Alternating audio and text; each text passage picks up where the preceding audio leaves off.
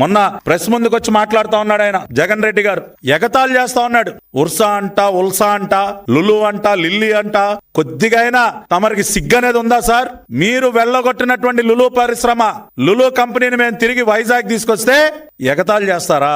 ఇదేనా మీకు? నా వైజాగ్, నా ఉత్తరాంధ్ర, నేను రాజధాని చేస్తా, అది చేస్తా, ఇది చేస్తా అని మీరు చేసింది ఏంటండి?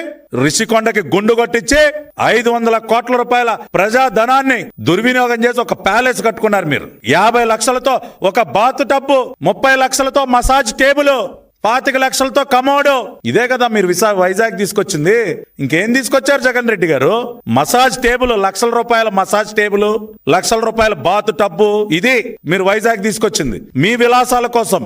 కానీ ఈ రోజున చంద్రబాబు నాయుడు గారు అహర్నిశలు శ్రమించి ఉత్తరాంధ్ర, విశాఖ అభివృద్ధి చెందాలి, అక్కడ మన బిడ్డలకి ఉద్యోగాలు దక్కాలి అని చెప్పి ఆయన అహర్నిశలు శ్రమించి పెట్టుబడులు తెస్తామంటే దానిపైన బురద జల్లే కార్యక్రమం. మీరేం సాధించారండి? State investment promotion board meetings ఎన్ని పెట్టారు మీరు? 2019-24 మధ్య మీరు ఎన్ని SIPB మీటింగ్స్ పెట్టారు? I'm asking a straight question Jagan Reddy. ఎన్ని మీటింగ్లు పెట్టారు మీరు? 5 సంవత్సరాలలో కేవలం 5 సార్. రాష్ట్రానికి పెట్టుబడులు తీసుకొచ్చేటటువంటి SIPB మీటింగ్స్ మీరు సంవత్సరానికి పెట్టింది 1. కానీ ఇవాళ ఎన్డీఏ సర్కార్ అధికారంలోకి వచ్చి కేవలం 10 నెలలు అవుతుంటే ఇప్పటికి 5 మీటింగులు పెట్టడం జరిగింది.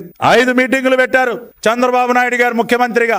అది మా ప్రభుత్వానికి ఉన్నటువంటి చిత్తశుద్ధి. మీరు 5 సంవత్సరాల్లో పెట్టిన మీటింగులు 5 అయితే మేము మొదటి సంవత్సరం 10 నెలల్లోనే దాదాపుగా 5 మీటింగులు పెట్టాం. 4,71,379 కోట్ల రూపాయలు పెట్టుబడులకి క్లియరెన్స్ ఇచ్చాం SIPBలో. 10 మాసాలలో 5 మీటింగ్లలో స్టేట్ ఇన్వెస్ట్మెంట్ ప్రమోషన్ బోర్డు 4,71,379 కోట్ల రూపాయల పెట్టుబడులకు అనుమతులు ఇచ్చింది. కానీ మీరు సాధించింది ఏంటి? 5 సంవత్సరాల్లో కేవలం 5 మీటింగ్లు పెట్టి ఉన్నటువంటి పరిశ్రమల్ని వెనక్కి తోలేశారు.